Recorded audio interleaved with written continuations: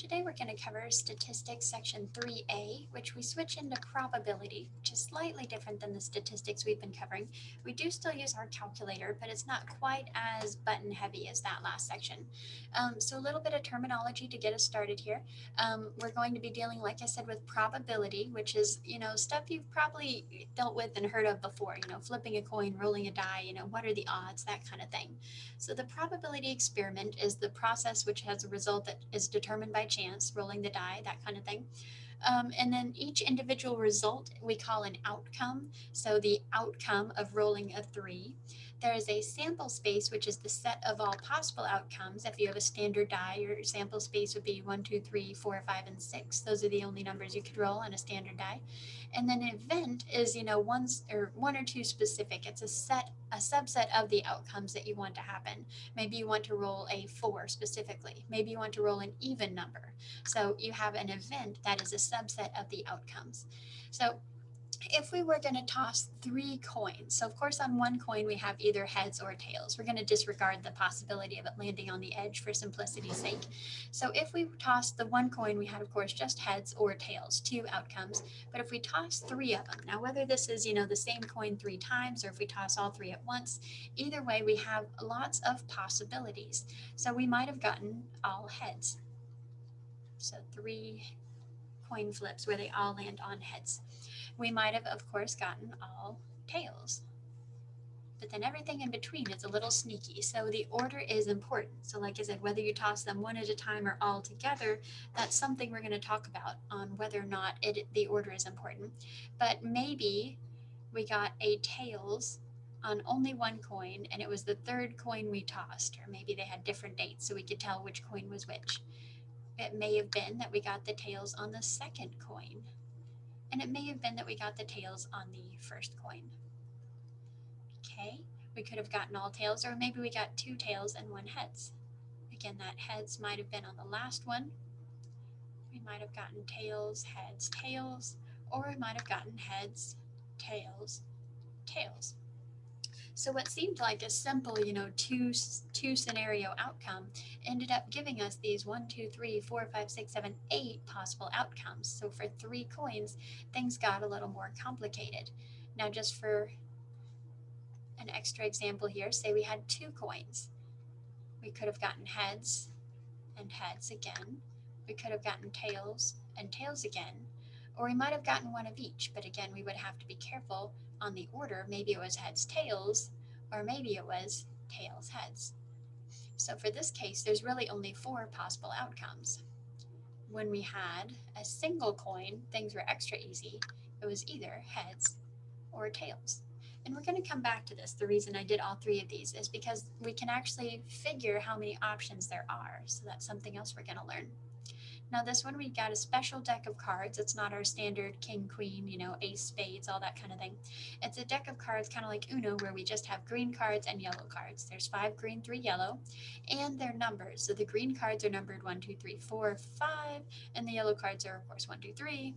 So if you shuffle them really well and you draw 1 card, how many elements are in the sample space? Okay, so they're starting off easy, and I expected it to be what is the probability, what are the odds, but it just wants you to know how many elements are in the sample space, how many possibilities.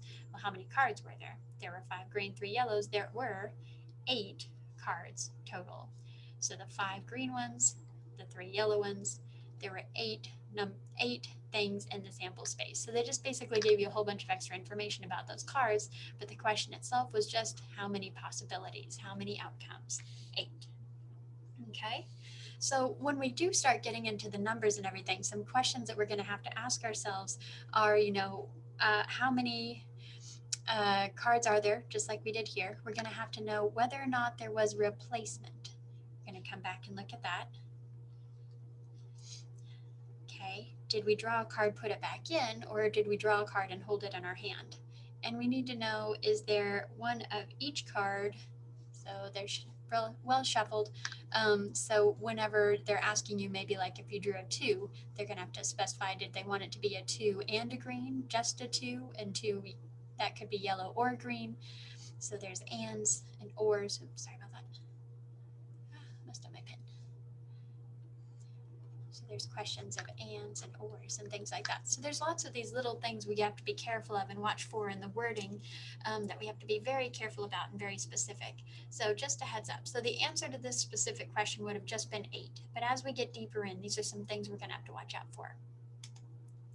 Okay, so the experimental probability, don't panic, it makes it look like a tricky formula here, but it's really just like you would expect. You know, what is the probability of flipping and getting heads on a single coin? You'd say half, right? Because there was 1 heads in the coin, and then it had 2 sides total, and that's the formula. So the frequency the event occurs, so whatever event you're wanting to happen, over the number of possible outcomes total. So like in those cards, there were 8 cards. If they wanted to know the probability of drawing a 3, there were 2 3s. So it would have been 2 out of 8. So we look at the frequency of the event, whatever the event is specified, out of the total number of outcomes, just like you would expect. Now this is kind of a theoretical probability, okay? So this is right here, the actual classical probability, just like you would expect. Now this one, the experimental probability, is more directly related to trying things out. So this one, maybe the number of outcomes is not as well known. So we're going to look at some examples that makes more sense. So this one is actually trying the experiment, flipping the coin, whatever it might be. How many times did the event literally occur? Out of how many times did you actually try out the experiment? So you see how it's almost the exact same formula here. But this one, like I said, is more hands-on, okay? And we usually use this one in a situation where the outcomes are not as well known. It's something that is more by chance or randomized, okay? So if most of the time in class, we're going to be doing the classical probability, figuring numbers, okay? So in this case, if we wanted to know the probability that a randomly selected person has a birthday in July, be careful, it's tempting to say 1/12, right? But think about February. It's slightly less likely that you're born in February because there's only 28 days. So if you wanted to be more exact, more specific, how many days are in July? So July is one of those 31-day months out of course, the total non-leap year, 365-day year. Okay, so you have to be careful. Don't get in a hurry. Don't round things. All right, so that one would be the theoretical probability that a person has a birthday in July. Now what happens is if you actually go and do some research, that's not true. So there's, more babies born in certain months than others. So if you just spread out every likelihood on every single day, that would be true. That's the classic probability. But if we went and did some more research, that might not actually be the experimental probability. So we might have more or less babies born in July. Let's see, so then we have 221 identical plastic chips. So these are more classical.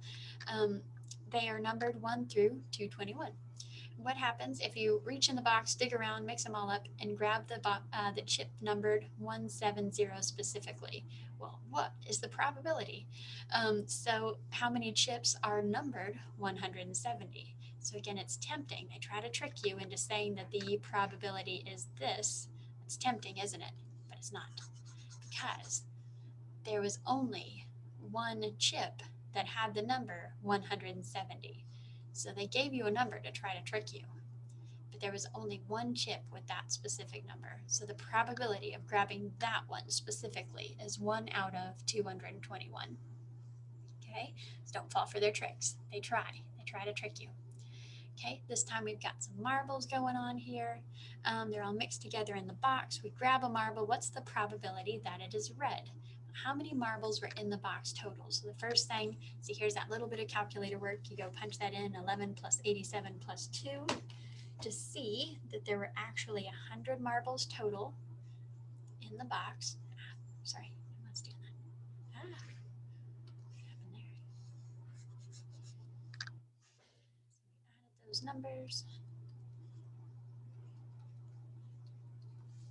And we got 100 marbles total.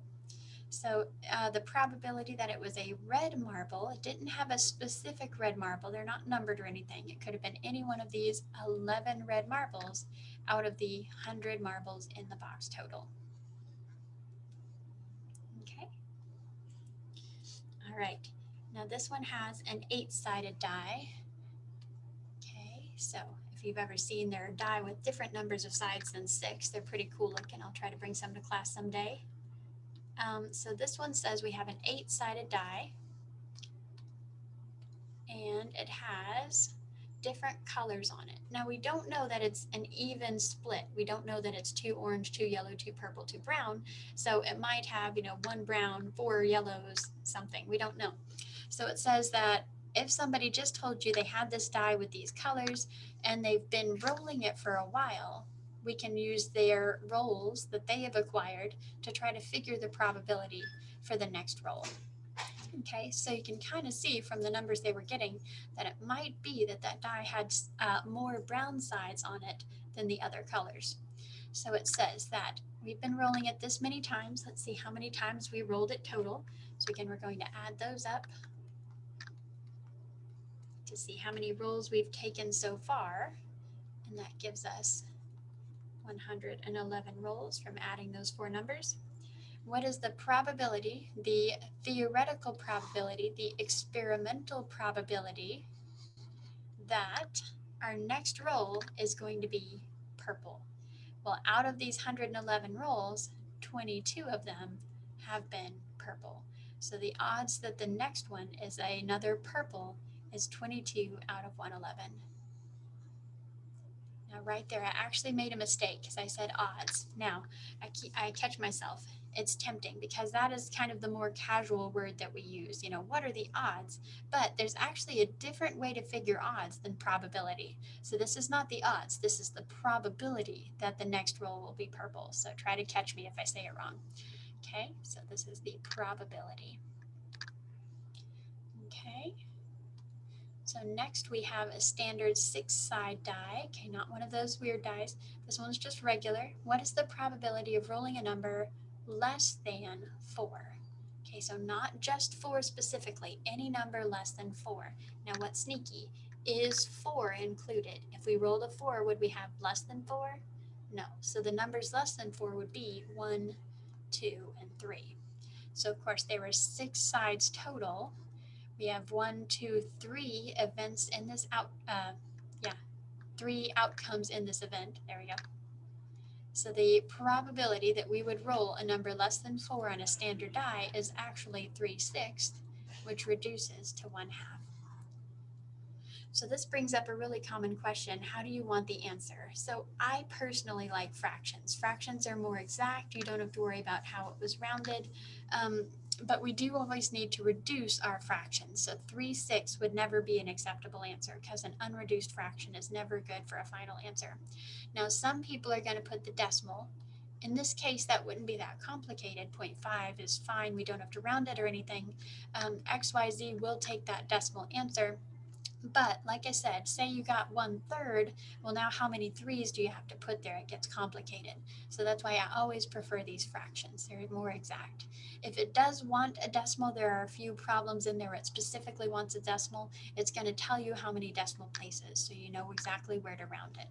And then as always, let me know if you have trouble with your rounding, and we'll brush up on that. So here we've got those chips again. There's 823 identical chips. They have them numbered so we can tell which one is which. We reach in, we dig around.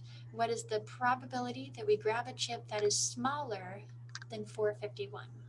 Now again, smaller than 451 means the chip numbered 451 specifically is not included. So 1 through 450.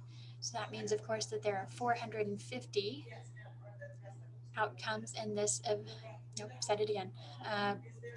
outcomes in this event out of the total 823 chips. Okay, the next one we have 553 chips. This one they want one greater than 242. Now there's actually 2 different ways we could do this. So greater than 242 means we need 243 or up. Okay, so we could kind of count them up like that, or we could say, okay, well then what would be 553 minus 242? So that's going to give us, 1 second, that worked out, 311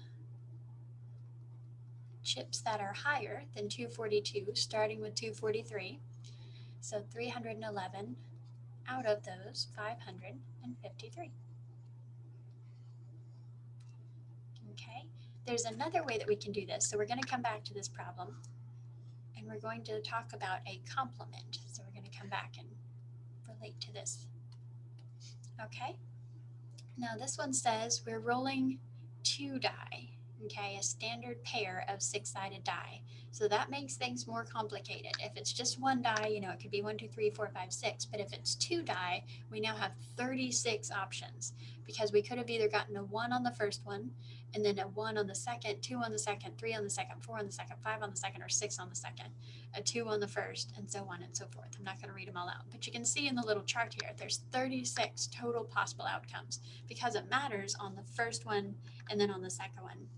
So even though this one is 3 and 4, and then this one is 4 and 3, this one we had 4 on the first, 3 on the second, and vice versa. So we're counting them as different outcomes. Okay, so there are 36 possible outcomes there. So out of those 36 possible outcomes, it says what is the probability of rolling a sum of 9?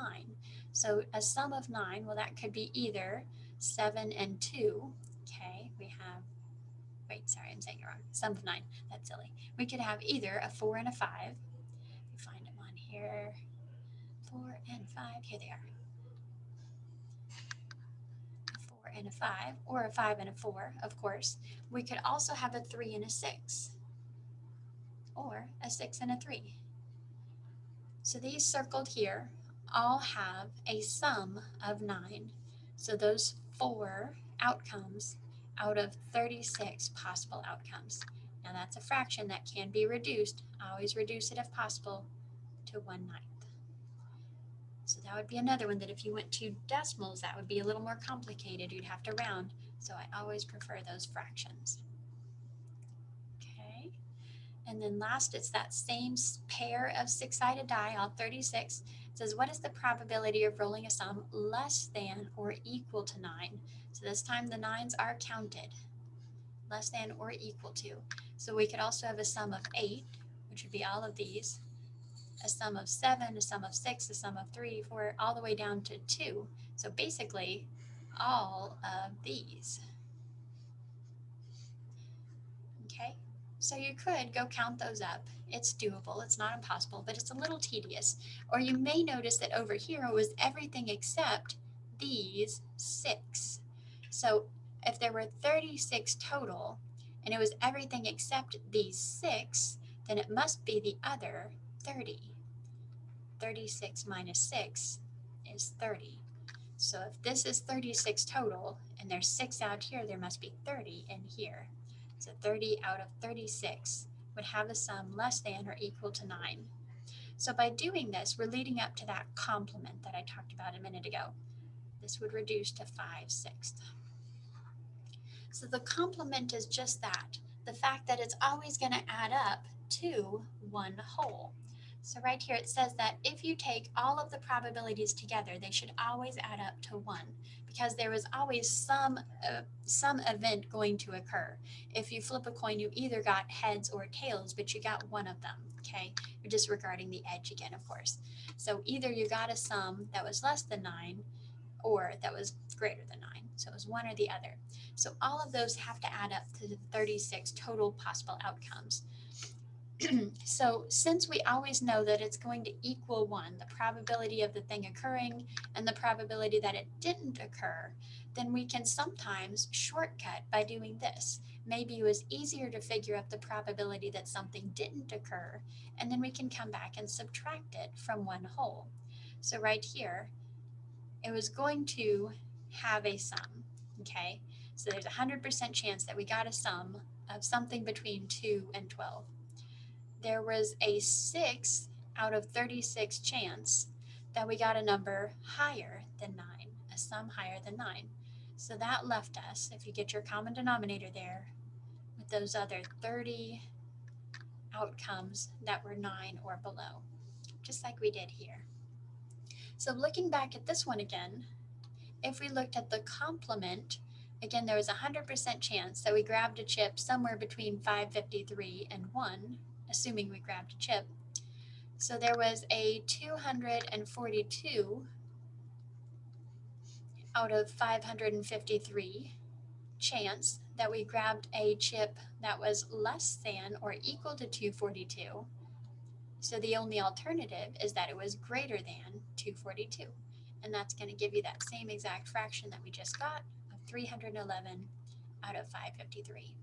So this is related to the complement, which is just the fancy math word for the other thing happening. So it was tails, the complement was heads. Okay? Either it did happen or it didn't. All right, so knowing that the probability always has to add up to 1, we can never have more than 100% chance that something happens. So it would never have a probability higher than 1. If you were figuring up these chips right here, you would never have a number higher than 553 here on the top because there was only 553 chips. So on this one right here, could this number be a probability? It could not, because the bottom number here is the total number of outcomes. So if there are 9 outcomes, there's no way we could have gotten 19. This number is greater than 1 whole. There is no way it could be a probability. This one is in decimal form. This decimal is less than 1, so this one could, in fact, be a probability. So we don't know anything at all about the story. We're just going by the numbers, because probabilities are always going to be between 0 and 1. Okay? There's never going to be a negative chance that something happens. Okay? It can equal 0 exactly. It can equal 1 exactly, but it would never be a negative, and it would never be higher than 1. Okay? Now this one, here's that complement again. Okay, notice it's spelt a little funny there. Out of the 343 high school students in their freshman year, 177 are right-handed. So we're going to find the complement of this situation. So that means if we subtract 343 minus the 177 that are right-handed gives you the other 166 students. And we have to be careful of the wording here. They are not right-handed.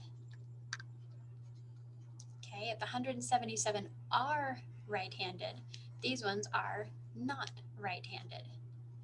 Now you might say, why didn't we say they're left-handed? Because there might be some in there that are ambidextrous. We don't know. So the only thing we know is that if these were right-handed, these are not right-handed. Okay? All right, so some of those words that I told you back in that very first slide to kind of watch out for is and or. So we always have to be careful. There's kind of this breakdown of different situations. If you're dealing cards, did you keep the card? Did you put it back in the deck? All of these things. So a lot of times we have overlapping situations. In fact, in that first example where we had the green and yellow cards, both of them had the numbers 1, 2, and 3. There was an overlap.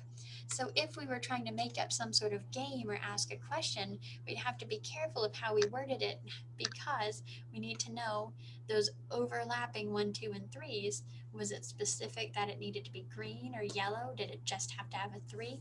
So we use that word or, okay, just like you would in casual language, or. So here's kind of the fancy math for how it breaks down. Don't worry, because it's going to make sense when you think of it. So it depends. Were they mutually exclusive or not? And that's exactly like it sounds like. If you say, oh, we're exclusive, that means, right, there's no overlap, right? It has to be that person only. So mutually exclusive means that these guys right here have nothing in common. Okay, they're not overlapping whatsoever. But if they are overlapping right here, these are not mutually exclusive. They don't get a fancy name, they're just not, okay, because they have something overlapping. We would figure up their probability in a very slightly different way. And again, it's going to make sense. So don't panic about this formula. Don't really even think you need to write it on your note card because it just makes sense. It's going to work itself out. So in this one, we want to know, are they mutually exclusive? Is there any kind of overlap here? So on this one, we have a heart or a club, okay? Is there any overlap there? Can you get a heart of clubs? No. So this one is mutually exclusive. Okay. Now this one you wanted to choose an 8 or a spade. Okay. There is an 8 of spades. Okay. So you could get a number that was both an 8 and a spade. So this one would be not mutually exclusive. So then how do we figure those out? So we're going to come back to that in just a second. So how do we figure out if they're mutually exclusive, the probability versus not? Okay, so if we just wanted to know the probability of getting a club total, okay, so looking at a deck of cards, just a quick breakdown. I know most of you are familiar with cards, but if not, we have 4 suits. There are clubs, diamonds, spades, and hearts. There are 13 of each. There's the numbers 2 through 10. There's a jack, a queen, and a king, and of course an ace. Okay, the ace kind of represents a 1, but is also considered to be a high card in some games. So they call the kings, queens, and jacks face cards because they literally have a face on them, okay, like a human face.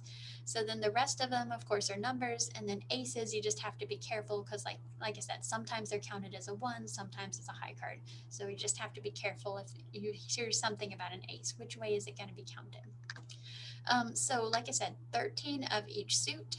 There are the numbers, and then since there are 3 face cards in each suit, there are 12 face cards total. So if I just wanted to choose a heart out of a deck of cards, there would be 13 out of all 52 cards, which, just like you would expect, reduces to 1/4 of the deck. If you wanted to choose a club, there are 13 out of 52 clubs. Since these are mutually exclusive, there's no way I would accidentally grab an overlapping card. All I have to do is add the 2 probabilities. If I wanted to choose a heart or a club, a heart would make me happy, a club would make me happy, either one. So I get 26 out of 52, which reduces to 1/2. Half of the deck would fulfill this obligation.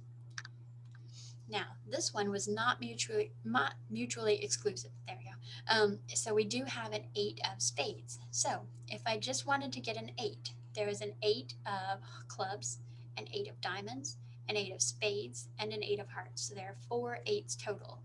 4 8s out of 52 cards. 4 cards that have the number 8 on them. If I just wanted to get a spade, we just said that was 1/4 of the deck. There were 13 of them out of all 52 cards. But if I add these together right now, I will have counted the 8 of spades here and the 8 of spades here. So I've double counted him. So all I have to do to fix that is to take out that double count. So how many overlapped? There was 1 that was in the overlapping P and F, right here, P of E and F, sorry. So that 1 8 of spades that overlapped got double counted, so we take it back out. So that would be 4 plus 13 is 17, but minus 1 back down is 16 out of 52, which then of course reduces to 4 13ths. If you forgot to do that subtraction, you would have double counted. You would have accidentally had a probability that was too high. Okay? So that is one possible scenario of not mutually exclusive events where you have to be careful. Here is another.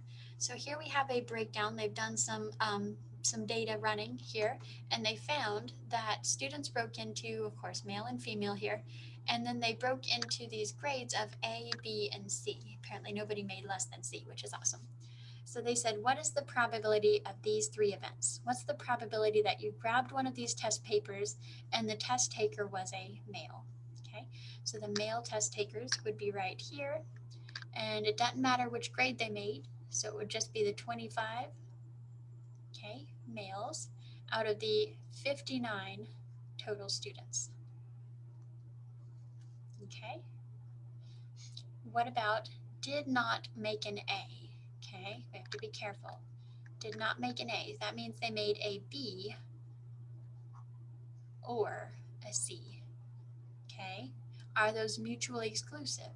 They are, because you can't make a B and C. So they're 2 completely non-overlapping events. So the probability of making a B was 26 out of 59. The probability of making a C was a 9 out of 59. From these totals down here, 26 out of 59 people made B, 9 out of 59 people made C. There was no overlapping, so I just put those together to see that there was a total of 35 people that made B's or C's.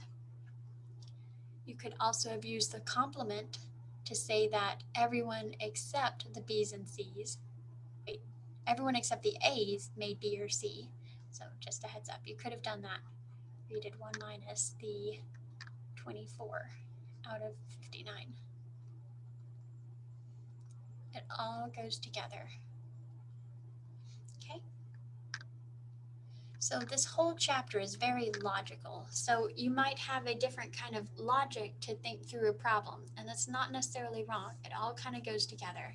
So I try to show you what I think is a more ideal situation, but that may not be the way you get it. Now there are some times that I'm going to kind of more insist because another way would just be too far off and there's too many places to make a mistake. But for the most part, you can kind of think through these in many different ways. So don't feel like you're doing it wrong if you don't follow exactly how I did it. All right, last one. Here's that or. What is the probability that you grab a test paper and it was either a girl's test paper, there we go, or that person made a C? So this time they are not mutually exclusive. Okay, because you could have a female student that made a C, you could have a male student that made a C. There's an overlapping situation. So first off, what's the probability that you grab a test paper and it was a female person's test paper? So that would be 34 out of 59. What's the probability that you grab a test paper and they made a C? That was 9 out of 59. But how many did you just double count? The girls that made a C. So right here, there were 3 girls that made a C. So we accidentally double counted 3 of them. So 3 out of 59, take those back out to get the last 40 out of 59.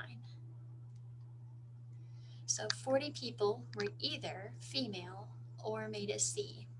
So you might also have found that the 34 and the 9 right here, minus the 3. So we could have taken the 6, 3, 17, and 14 and added those up. You also find that is everybody except these 19 males that made A and B. So see, it all connects, it all goes together. All right, last one, we've got a box of marbles. Now we're going to break this down. Okay, we've got marbles, and those marbles are either large, large or small. There we go. There we go. Those marbles are either green or white. Okay, and then I'm last going to have a totals column here.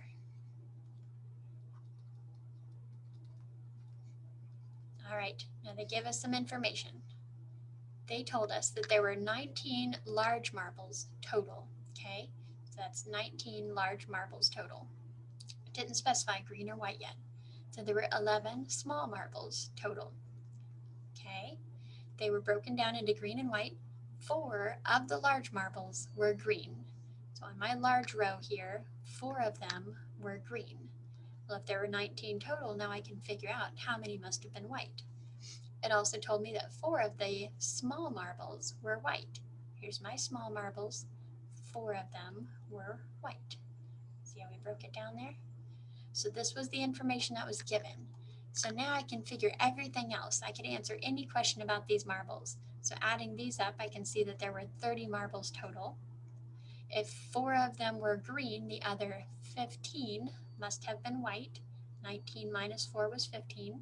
If 4 of the small marbles were white, the other 7 must have been green, right? And then last, I could even find how many green marbles there were total because I've added these up. So 4 and 7 would be 11 green marbles total, and this would make 19 white marbles total. Okay, now I might not have needed all that information to answer the question, but now I have it, so I can answer anything they want. So it says, I grab any marble from the box, close my eyes, put my hand in, grab it. What's the probability that it's either large or white? So the probability that it's large, there were 19 large marbles out of 30 marbles total.